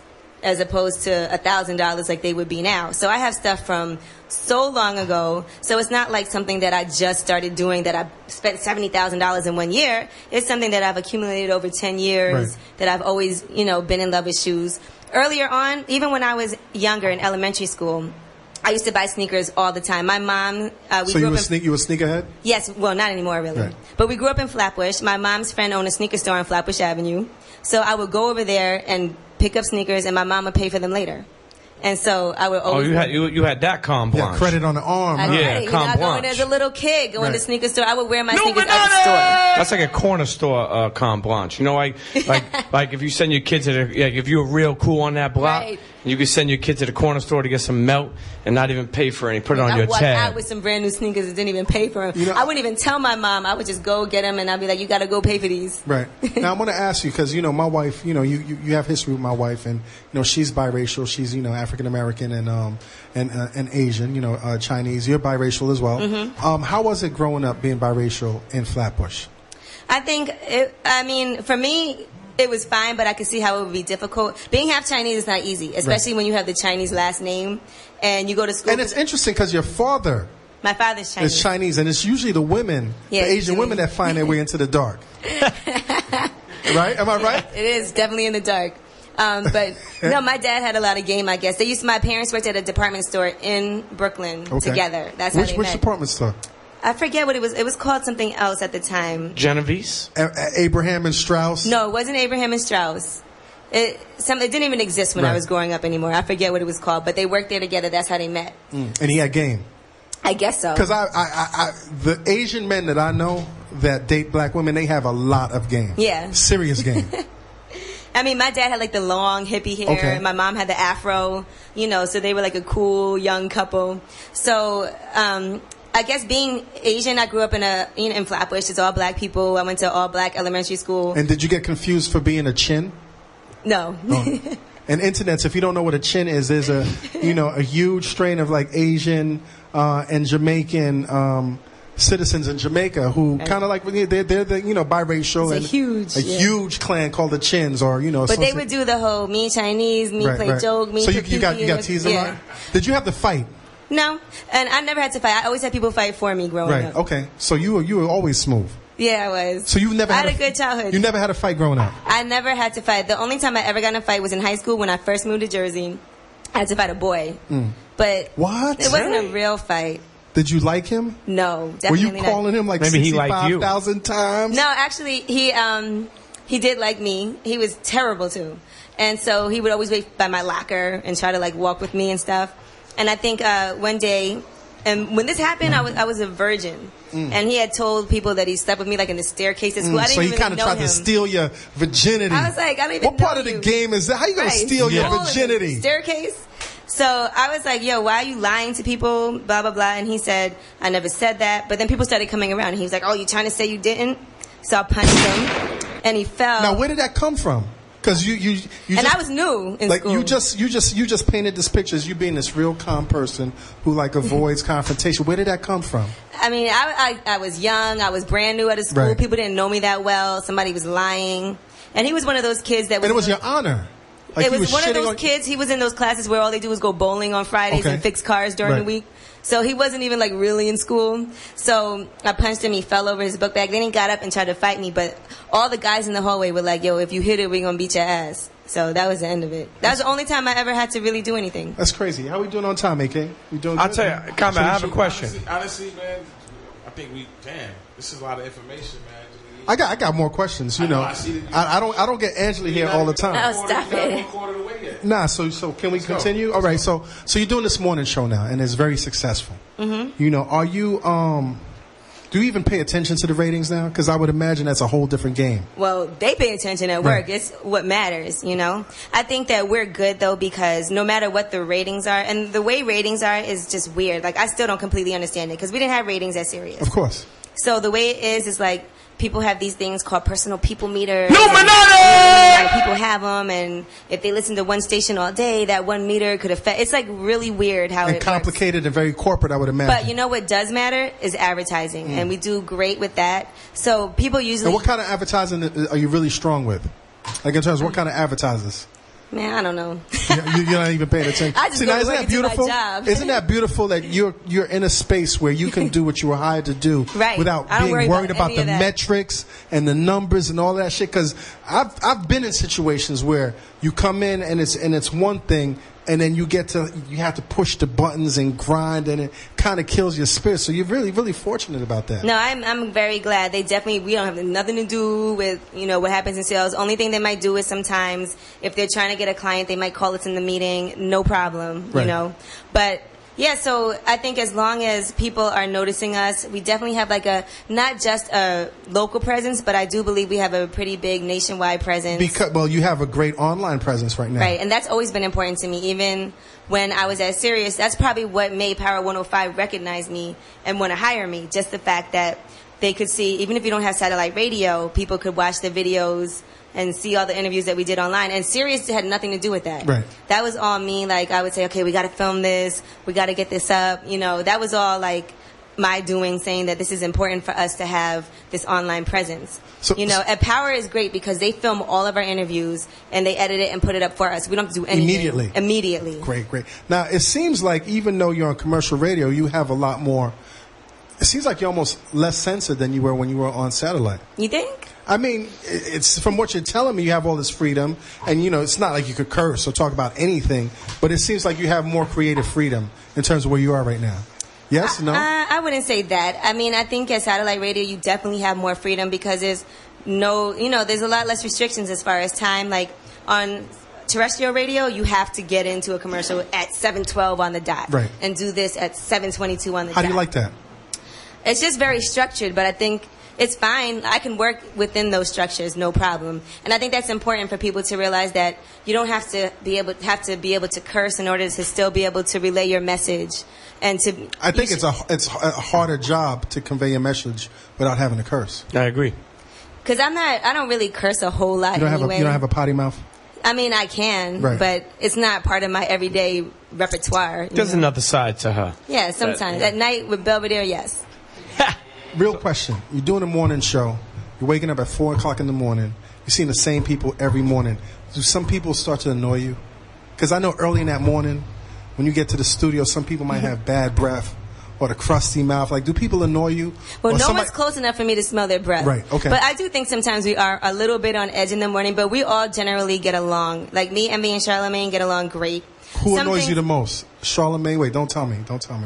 Who would you think, Peter, annoys her the most? I would Charlamagne? say Envy. Envy. Like, Envy looks real Envy, because manicured. Envy is like the undercover Ryan Seacrest, aka Nick Cannon. Does he get his nails manicured? He probably does. Right. He's a metrosexual. But then, you know, I could see Charlamagne just being a lout or like. Well, you know what? Charlamagne is a whole lot louder. Like, Right. he is just the same off the air as he is on the air. He comes in the studio, what's up, Edge? Like, immediately as soon as he walks in. And then I'll try to, like, look up stories and do stuff. And he's talking so much, I can't even concentrate. Does you get like little spittle on your face when he's talking? No, because we're not that close That to each close, other. okay. We're all spread Right. out. But it's funny because then I'd be like, Charlamagne, just shut up for a second because I can't even read this. I'm trying to listen to audio and he's just talking so much. And I'm like, Charlamagne, it's funny though. Because like I said, I don't get mad about stuff like that, but it is funny. So who gets on your nerves? I wouldn't say that either one of them really get on my nerves. But Envy's not really the kind of person that would get on your nerves so much. Because Right. he's pretty like chill and laid back. Charlamagne is definitely more like boisterous and loud. Rambunctious and the Sometimes whole you come nine. in, you're hungover, and Charlamagne is just, you know, but it's funny still to me. How's the chemistry? It's great. We hang out together all the time. We all go to parties. Like, Charlamagne just called me before I came here to ask me what I was doing tonight. Am I going to this? Am I going to that? We go out and we support each other a whole lot. Like, we want to see each other win. So if they're doing something, I'll go to it. If I'm doing something, they'll come. You know, I do Sucker Free on MTV with Envy a whole lot, too, as a correspondent. How'd And y'all come together? How'd that team get together? Well, we all already knew each other, Right. but G-Spin really at Power is the one that put us together. Okay. Envy was already at Power 105 doing afternoons. They knew they needed a new morning show, so they asked Envy if he wanted to move to mornings. Charlamagne was fired from his job in Philly. He needed Right. a job, and he had definitely been keeping in contact with them. And they had me in mind also. They had actually offered me weekends, and Sirius told me I wasn't allowed to do it. Really? And so I told them, I said, listen, if something else bigger And you weren't doing opens up- anything on weekends at Sirius? Mm-mm. That's crazy. They definitely, when I tell you, because everyone there does, you know, Their side terrestrial hustle. radio Right. also, but they definitely treated me like way worse than, I don't know what, they just didn't want me to do anything else, you know? And That's part of- crazy. Like, what do you think that was? that's part of, even when I quit, you know, Envy does Hip Hop Nation and he on Sirius Right. still, and I said, well, you know, I can still do lip service. They were like, oh, well, you know, we don't really do that. I'm like, are you kidding me? Oh, so they got Envy nasty does- like that? Yes. I think they knew. They knew that she was, if she stepped into that realm, that she probably was going to get an offer that she couldn't. To me, it makes sense that if they knew, Exactly. they would have taken advantage of I that. knew. I think they feared. They feared. Right. Well, I don't know what it is. You don't know what it is, but I mean- that shit sounds crazy to me. That shit sounds crazy. How we doing? You want to go to a break? It's 11:30. Yeah, why not? All right. Internet, you're tuned into the Combat Jack Show. When we come back, we will wrap up with Angela Yee, WPNCRadio.fm. Yeah. Internets, Numinati, you're tuned into the Combat Jack Show, www.pncradio.fm. And once again, I got to apologize.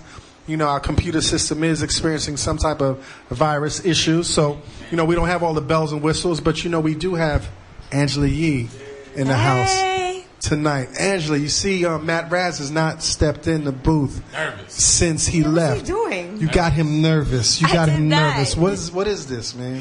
How's it feel being a sex symbol right now? You think so? I mean, I know you.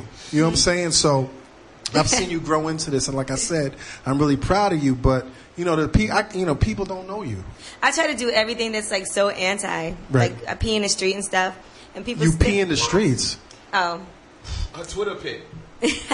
Like, yeah, I see your tweet pic, your body urinal, but you pee in the streets. You don't do that. listen, all women do girl, that. huh? All women do that. I mean, your sister-in-law does that. but my sister-in-law is kind of, I'm sure Unbelievable Kim has done it. Honey, are you tuned in right now? Are you tuned in right now? At some So point. you pee in the streets? No, it's funny because like it all started off kind of as a joke. Because Right. every now and then, have you ever peed in the street? All the time. Okay. All the time. Now, just imagine how you feel sometimes, and you're like, I have to go. There's nowhere to go. I'm not going to make it home. Right. Now, as a woman, you know that happens to us too. Right. So every now and Especially then, when you're drinking. especially when you've been out drinking and you're trying to get home. So what's the method? Like, what's like I have a couple of methods in terms of like peeing in the street when I What's easier for you? Right. But still, like, I'm going to tell you my methods of like foolproof methods, but I want to hear how you pee in the streets. Well, I think for women, what we have to do is, first of all, you find a block that's pretty deserted. Right. And you open the front and back door of the car. That's what I do. Right. That's exactly. That's what you have to do. And you squat down, and you have to have wet wipes because we have to wipe. So you carry wet wipes? Yeah, all the always. time. Okay, excellent. Yeah, I do that. You know, I've opened. I thought I was the only one that came up with that. No, all right, everyone cool. does that. Now, what I do, like, you know, like if I'm drinking and I'm taking the train, you know, I usually get off on Nostrand and Fulton, and I'll go downstairs on a local track at night. You pee in the train station? All the time. Okay, Nostrand and Fulton smells like combat. All the time. Like combat. Older combat. Marking your territory. Exactly. Now, it's funny, Angela, because, you know, we were talking about we're on the topic of you being a sex symbol and people being intimidated. I remember, like, years ago, you had introduced me to, like, one of your boyfriends at the time, and he was, like, real mild-mannered and, like, you know, out of the industry. And this is before all of this fanfare happened. Like, I would imagine that it's very hard for you to date now. Yes or no?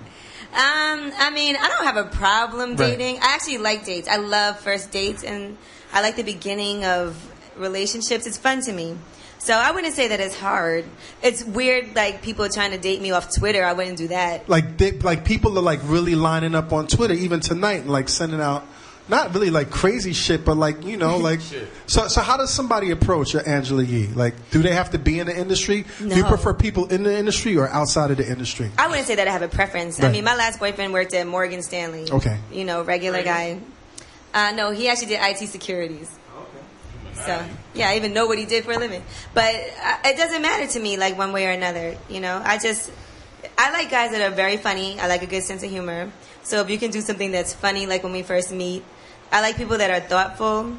And then my schedule is a little crazy, so you can't get, like, mad. I can't stand when people get mad if I have to rearrange. Possessive, you like possessive types? No, I definitely don't like... You can't be with me if you're possessive. You'll drive yourself crazy. Now, do you still get starstruck? Because you're around a lot of celebrities right now. Are you still starstruck? There's not a whole lot of people I would say that I get super excited about. I'm trying to think of people... I was excited when I met Prince. Nice. That was, like, amazing to me because that's somebody that you just don't normally see. He, like, floats, you know? Right. And Chris Rock... literally floats. Yeah, he was floating around. I got excited when I met Chris Rock because I'm a huge Chris Rock fan. So the first time I met him, I was like, oh, my God, I can't believe Chris Rock is on the show. Right. But other than that, I can't think of too many people who I have been kind of starstruck So by. there's not that many celebrities out there that if you see me, like, I will do him right now? Mm-mm. No, none at all? None of those. At all? No, not at all. Okay, all right. So are you dating now? Dating? No, nobody in particular. Really? Now, do you find it hard to stay in a relationship because of... I think that it's not that hard because I'm always here during the week, so it's kind of easy. I have a very set schedule as far as when I have to get up in the morning. So I'm chill. Like, I would rather stay in than go out some nights, but I have to go out a lot. But yeah, exactly. So I think it's hard for people to date me because they say that, like, they always go, oh, damn, she's fine, but she parties all the time. Everyone says that to me. But people don't realize that partying is kind of work. Like, for me, sometimes I don't feel like going out. I don't feel like doing this. That shit is a chore after a while. You know, sometimes all those popping bottles and partying, standing on couches is hard work. Yeah. It might not look like it. It is hard work. It's hard on the body, and especially since you have to function the next day or the next moment, or even when you're there at the moment. I really sometimes just want to go home and go to sleep. Right. But, you know, you have to go out, and people don't look at it that way. Like, I dated this one guy, and he was a doctor, and he used to be so mad because he wanted me to just, like, be at home and not always be out. And he's like, you go out more than I do. My friends are making fun of me. So what did he come to the table expecting? Well, I knew him for a really long time, and he kind of knew me when I first started at Sirius. Okay. So for him, it was just weird because he knew me before that, and then it's like, why are you doing this? And I'm like, well, I kind of have to, you know, do this now, and I don't know what to tell you. I'm not going to change, so... Now, one thing I got to commend you on is that, you know, people do like to talk. Mm-hmm. And I haven't heard anything bad about you. You know, niggas want to say something like, you know, she's with this nigga and she's with that nigga. And you do a great job of keeping your private life private. Right. But one thing I did hear, and I don't know if this is fact or not, is that at a certain point you were dating Vado. Is that true or not? I don't know why you know who started that rumor? I'll tell you how that started. How did it start? That started. How did it start? After you were dating, or while you were dating? No. We were not dating. Charlamagne started that rumor. Okay. When we first started at Power, he was looking up because he was trying. Everybody does it. They want to find out who did Angela date. So he goes online and he's looking up Angela Yee vagina. So he types in VA. Just out of his. Yeah, Angela Yee, and he's trying to write vagina, and Vado finishes the sentence. But it was like an interview I had did with Vado. So he's like, I typed in Angela Yee vagina, and Vado's name popped up. So the whole thing started like that. So then I was like, well, let me warn Vado, because I didn't know him that well. Okay. So I said, let me warn him that this is happening, because he was doing this on the radio. So I didn't want him to be like, oh my God, I didn't know if he had a girlfriend or what, who knows. So I hit him up and I said, listen, I just want to warn you that Charlamagne said this, and I'm going to tell you why, so you don't think it's crazy that, this is happening. And then we did a webisode where I was doing speed dating. So they were like, it would be really funny if you got Vado to come and do the webisode, since everybody thinks you guys are dating anyway. Right. So I was like, all right, I'm a good sport, so I'm all for it. So I called Vado. I'm like, yo, you want to come do the speed dating webisode? And he was like, sure, no problem. So in the speed dating webisode, it's Tiana from What Chili Wants, and she's like trying to help me find a man. And I go out with like Q from World Star, with Terrence J, with It's the Real Guys. It's like a bunch of B-Dot from Rap Radar. Right. So I go on all these dates, but Vado was the worst one. He's like calling other girls while we're on a date, and he has his feet on the table. He's late. He's like telling me to shut up. And I'm like, I like him. Right. And that's the guy I want to date. So, I think it came from all of that. But we are cool. Okay. Like, so no celebrities? Yeah, no celebrities. At all? No. But they still like bring it up like all the time. Okay. All right. So let's go back into your past. You've worked with some people that very few people, have a chance to work with. Like Eminem. Mm-hmm. You've worked with Eminem. How was it working with Eminem? Oh, I absolutely love Eminem. He's given me like every opportunity that I've had. I mean, a lot of that is also Paul Rosenberg, but understand that I knew Eminem a long time ago. I knew him before he signed to Dr. Dre and everything, when he used to do Lyricist Lounge Which shows. Is crazy. Right. I actually had him open up when I worked for Wu-Tang in Staten Island at this Park Hill Day thing before he got signed, and I thought he was incredible when he was down with the Outsiders, back then. So that's how long I've known him. And Paul Rosenberg is the kind of person that he'll look out for you for the rest of your life if you looked out for him. Or he won't fuck with you if he doesn't fuck with you. For the rest of your life, exactly. as you know, yeah. As I know personally. No, but he's a very loyal person. So he's known me since back then. He knew that I was always looking out. Like I worked at clothing lines, I would give them clothes. So as soon as the opportunity came, they were starting a clothing line, and he was like, yo, I want you to come work and do marketing. I was like, sure. It was that easy. And, he knows I work very hard. He can vouch for me. He knows I'm not going to embarrass him. Right. When we started doing radio, he knew that Angela would be great, for this job, and I know she's not going to embarrass me. I know she's going to be on point. I read somewhere that when you were growing up, you wanted to be a writer. Mm-hmm. I still do. Do you practice writing? Yeah, actually, I write a lot. I am going to write a book. Really? A fictional novel. Okay. Not fictional? Yeah. Okay, about? Well, it is going to be one of those fictional novels based on, kind of like The Devil Wears Prada was to fashion. Right. I want to do something like that, but to radio. Based in reality. No, Based in reality, no unicorns and centaurs and all of that space shit. Based in reality, but not necessarily. Laser guns and all, none of that shit? Pew, none pew. of that. I wouldn't even know how. All right. How is it working with Paul? Paul Rosenberg? Paul Rosenberg, yeah. Oh, he's great. I mean, I have no complaints about Paul. I think, he's a super cool person, really funny, like I said, very loyal. And I'm happy. Like, I feel like if I called him today and was like, Paul, please, I need help. They fired me at Power. He would help me in any way he could. That's awesome. Now, how's your relationship with Cypher? It's fine. Yeah. I mean, before I even took the job, I called him to let him know. I had another job offer in Philly at the same time. So did you want to go to Philly? Not really. Right. I mean, Philly's New York not is that fly. No shots to Philly, but New York is the #1 market for radio, so it doesn't make sense. And I didn't really want to leave New York, so that was the whole thing. So first I had the Philly offer, so I called Cypher about that. And then I got the New York offer, but I didn't want to tell him until I had my contract, because I didn't want to ruin it, So once I got my contract and signed it, I called him to let him know, what we were doing. Now you're his competitor. Yeah, now we're competitors. How's that feel? I mean, it is what it is. I don't think that it means that only one of us is going to survive. Right. I think there's room for 2 stations. Right. So, I still want to win, even though we're cool and I came up working with Cypher. Now, one thing I do want to touch on is, this whole Mr. C thing. Mm-hmm. That You want to erupted. touch on Mr. C's thing? Pause. Thank you. Angela Thank you, hit me with the Angela. pause. We don't even Angela have the gave pause the button right now. assist. All right, yeah, I'll take that pause. But okay, the whole Mr. C thing. Mm-hmm. Pause. When that news broke, what were your initial thoughts? I remember when it first broke, and I thought it was like a joke. Right. And I had heard it, and I saw it online, and I didn't pay that much attention to Right. it, but I was like, oh, that's crazy. And then I went to work, and then I heard it was true, and I was hearing like from The a whole police bunch of different reports, people, right. and people that knew him before him were like, oh, he's always done this. Right. All of a sudden everybody's like, oh, I already knew this is what he was doing.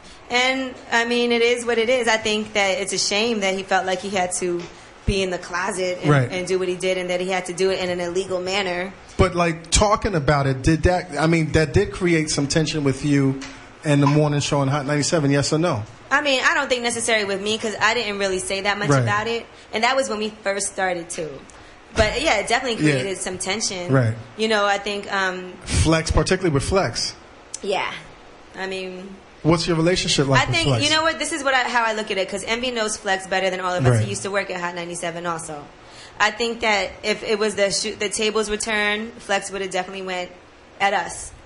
So you have to look at it that way. Like, and if you feel like that in that case, then I say, yeah, go for it. And I don't think that it was shots taken at Mr. C as far as his lifestyle.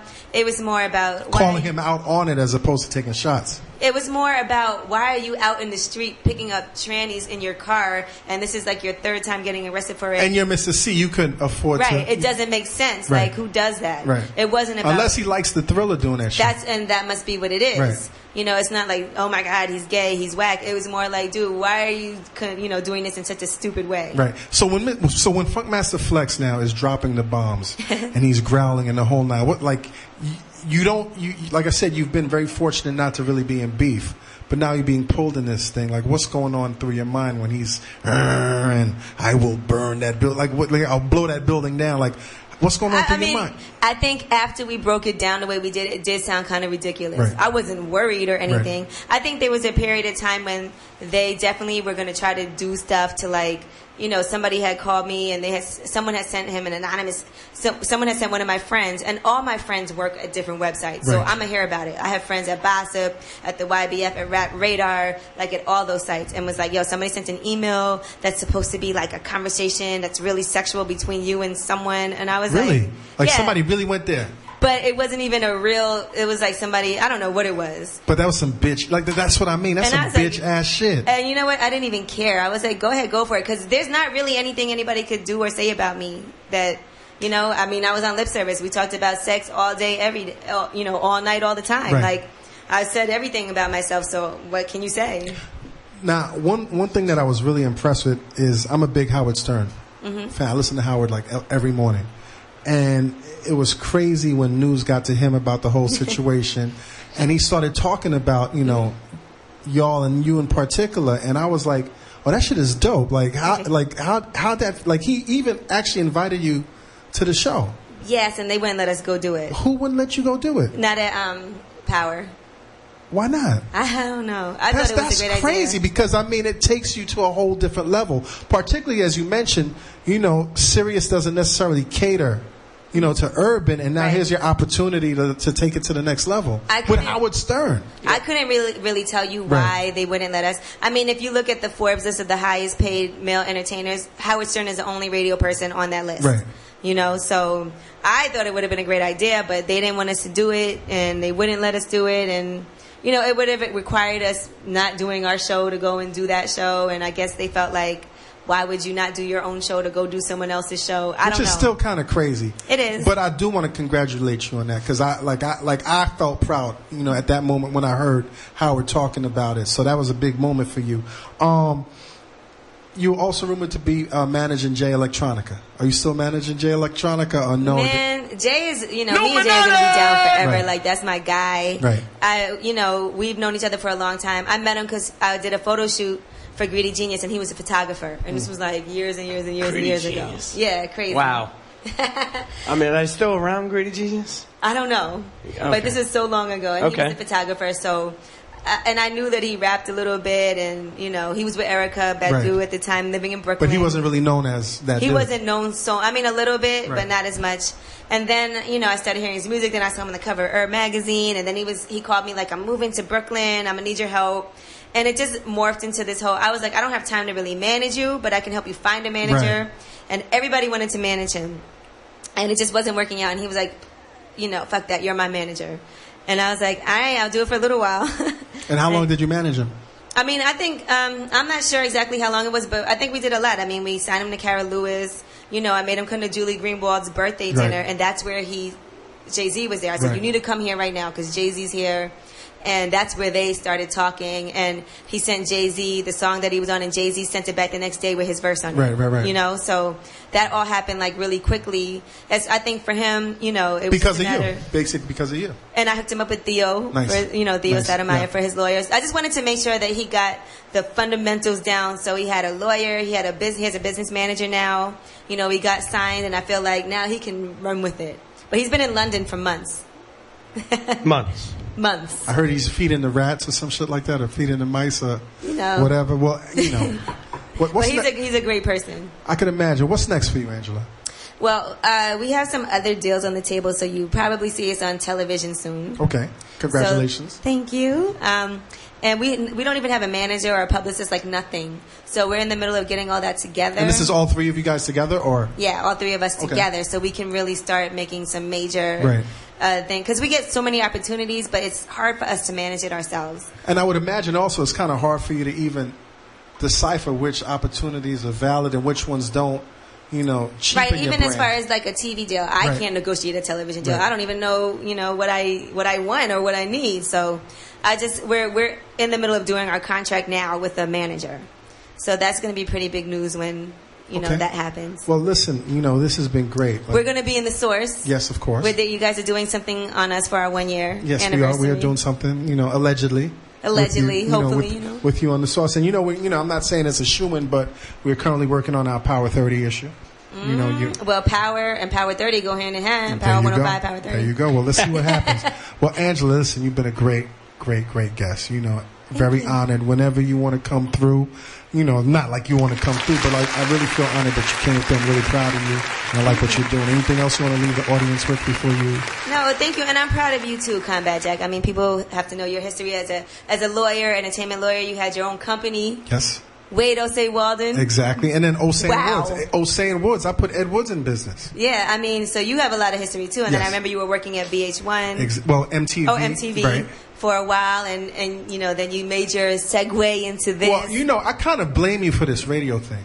Because you put this shit in my ear. You put this bug in my ear. Like, I was never even thinking about radio. And then, you know, we spoke about, Right. you know, something that happened, that could have happened. And I tried. you tried, you know. And next thing you know, I fell into this. And I do remember reading something about you saying that radio was addictive. It is. Why is it addictive to you? I think every person that's ever done radio, just if you lose your job or you go off the air, you just want to get back on Right. so bad. I don't know anybody who doesn't. Right. So it is something that's like it's like therapy.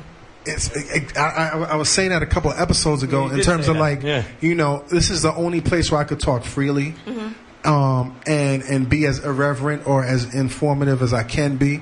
But this is like a place. This is like home for me. You know what I'm Right. saying? It's like it is therapy. Do you listen to yourself? Do you like your voice?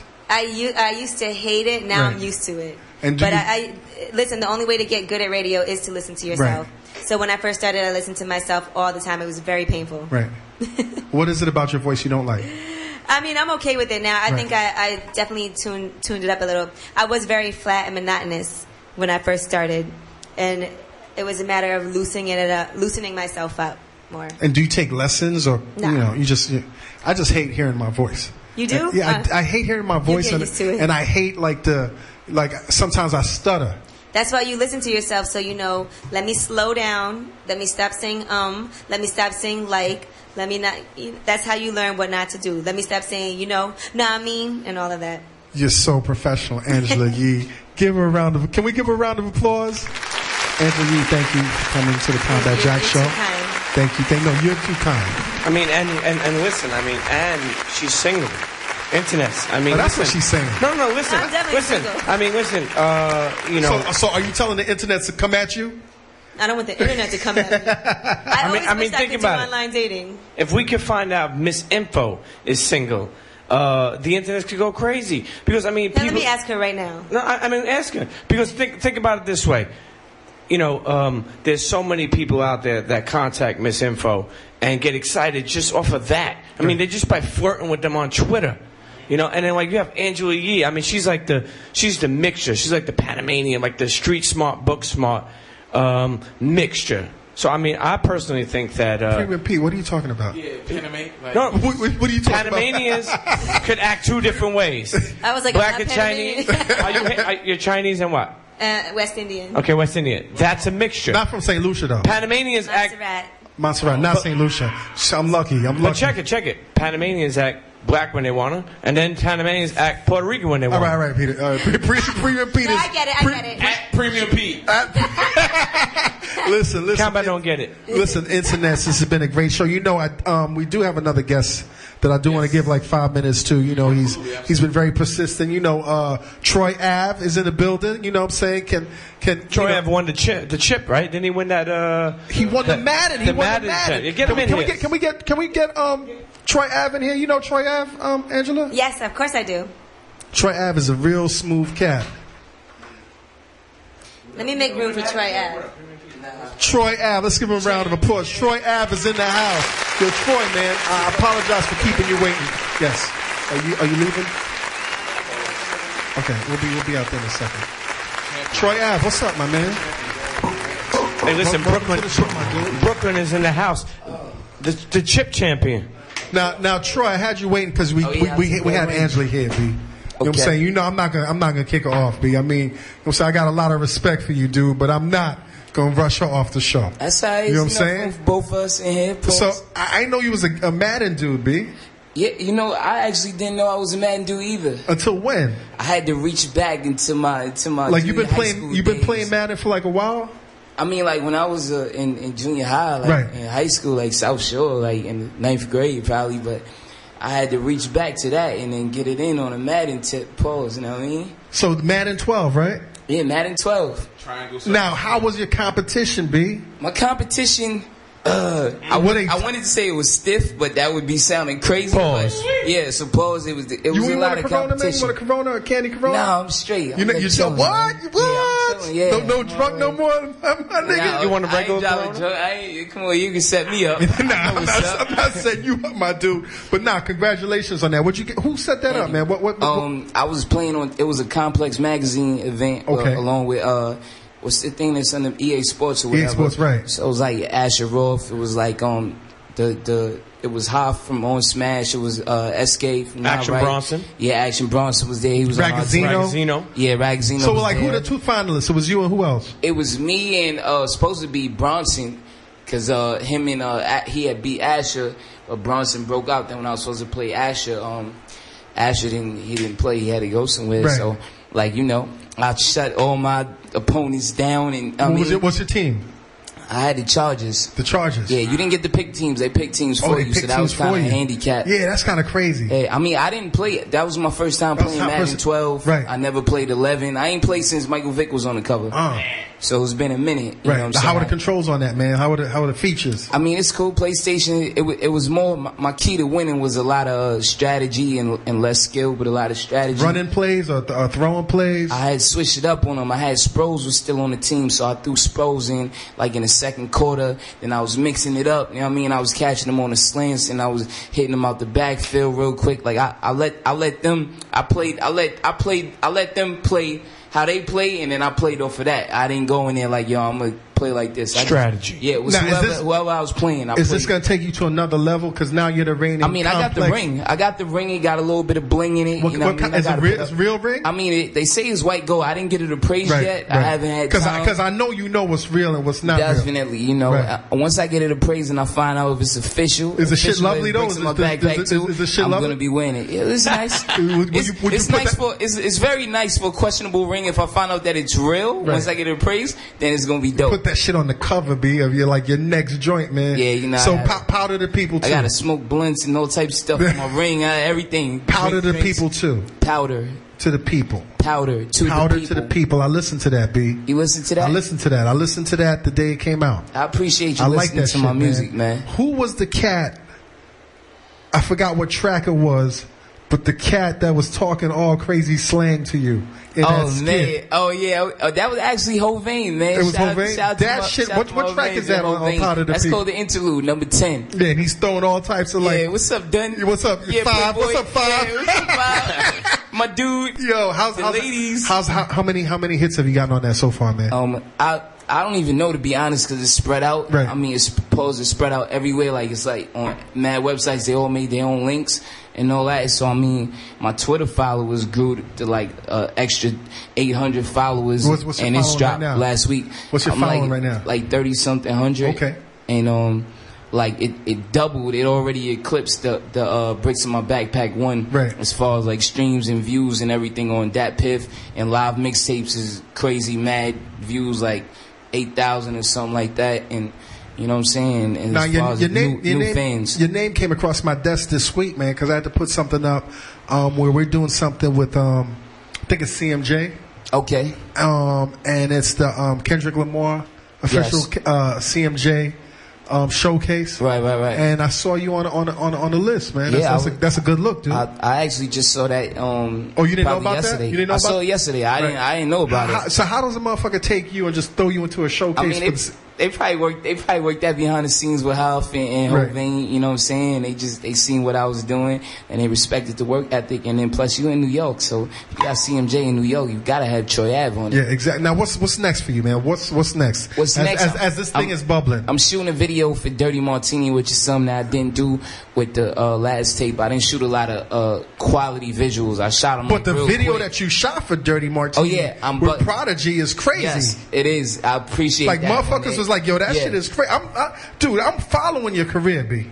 I appreciate it. Like Dirty Martini, we was up in here talking about that shit. That's dope. I'm shooting a video for Nino Brown. Okay. Follow me. That's what I'm going to say. Go. So I want to get more quality visuals out, and I got actually satellite radio is showing me love. So that's what happened last time. I kind of didn't get the radio and I didn't get the quality visuals. Right. I was just knocking out visuals, like everyday life visuals. But now we spend a lot more money and concentrating our energy in the radio and videos and all that. As far as videos, what's your goal, man? What's your goal, man? Like my goal is to get money off of rap, man. Like my goal is to get out the street and not look back, right. and then to make it where that I'm successful with rap, but successful on a financial level. Like, you know what I'm saying? I want to do this for a living. How's rap treating you right now, man? It's a tough time. It's a tough time for a rapper, B. I mean, it's cool. You getting a lot of love, you know what I'm saying? So like thank God that with my other career, I'm able to just stay good and doing my thing or whatever. You know, financial banking, right? Yeah, financially, I'm good. So right. it's easier to make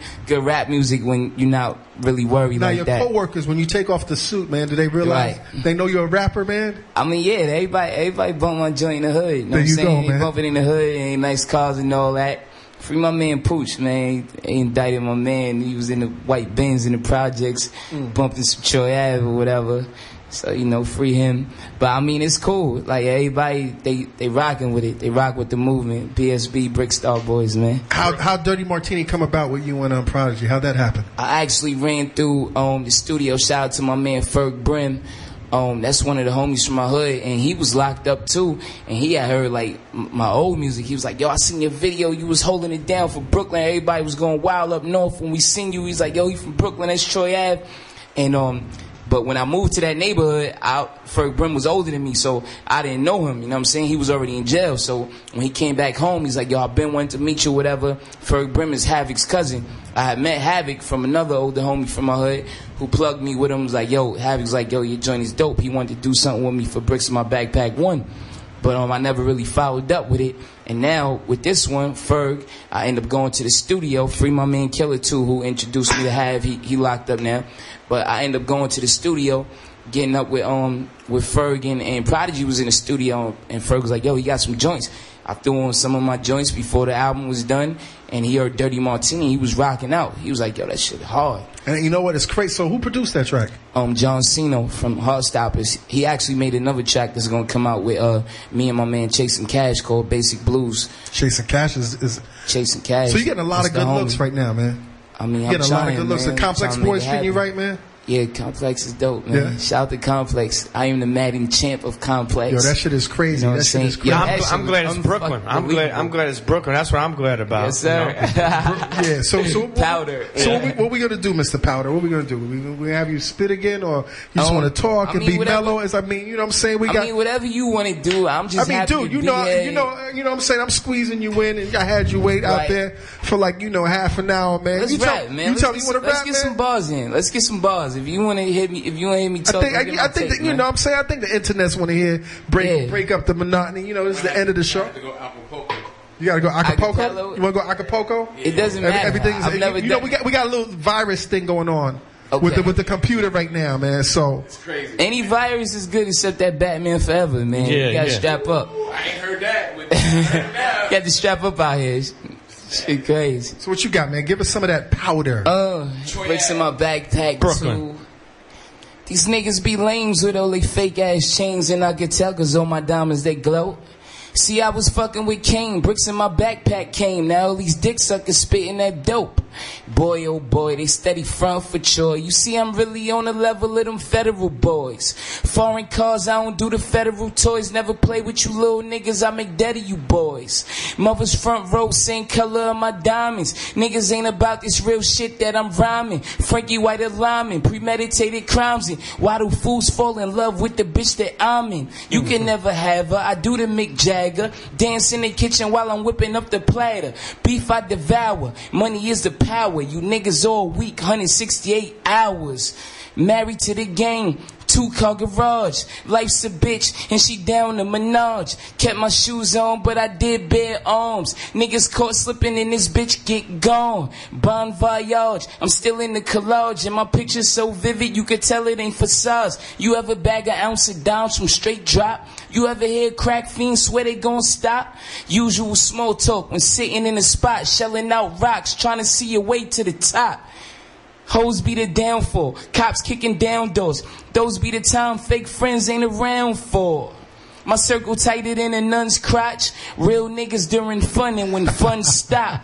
We never play with the grind. Flute glass on the floor, toast bottles to the crown. What's up? Powder.